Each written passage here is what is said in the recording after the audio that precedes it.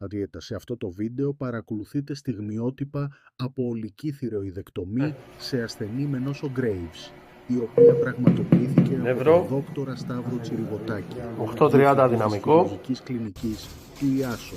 Η νόσος Graves αποτελεί μία από τις συχνότερες αιτίες υπερθυροειδισμού και όταν υπάρχει ένδειξη για χειρουργική θεραπεία, η ολική θηροειδεκτομή αποτελεί μια ασφαλή και αποτελεσματική λύση.